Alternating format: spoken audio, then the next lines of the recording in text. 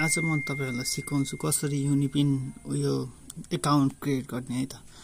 First जुन पनि browser खोल्दा हुन्छ त्यसमा गएर युनिपिन लेख्नु होला है। अनि यो वेबसाइट खुल्छ है त युनिपिन लेख्दा। अनि यसमा क्लिक गर्नु होला। फर्स्ट चाहिँ यसको ल्याङ्ग्वेज चेन्ज गर्नु, इंग्लिश चेन्ज गर्नु। त्यसपछि यहाँ साइन मा थिच्नु, यहाँनेरि तल लेखेको छ नि यहाँनेरि हो यसमा क्लिक गर्नु है त। अनि यहाँनेरि तपाईको फर्स्ट नाम जे राख्दा नि भयो त, जे राख्नु भयो। अनि इमेल एड्रेस तपाईको इमेल एड्रेस हाल्नु, जस्तै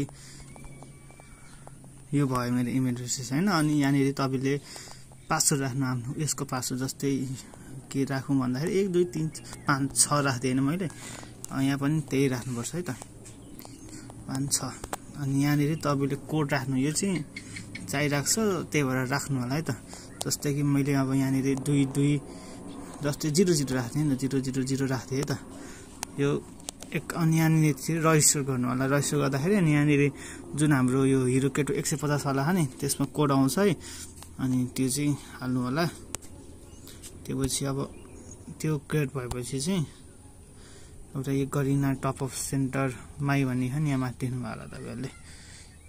हो त्यहाँ जानु, यहाँ एउटा युआइडी हाल्नु, अनि यहाँ थिच्नु, फ्री फायरमा यहाँ थिच्नु है। त्यसपछि यहाँ एउटा युआइडी हाल्नु, अनि यहाँ रिडिममा गएर प्रोसेसमा थिच्नु।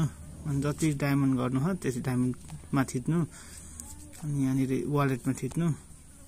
अनि यहाँनेरि जुन हाम्रो इमेल एड्रेस छ नि, जस्तै यहाँनेरि हिरो केटो हैन, यहाँ चाहिँ यहाँ हिरो केटो थियो। यहाँनेरि पासवर्ड मैले के राखेको थियो, पासवर्ड 1 2 3 4 5 6 राखेको थिएँ हैन। त्यही हाल्नु होला है। अनि खुल्छ। जस्तै मेरो चाहिँ अहिले अर्कै एकाउन्ट छ, त्यो गरेँ है त मैले।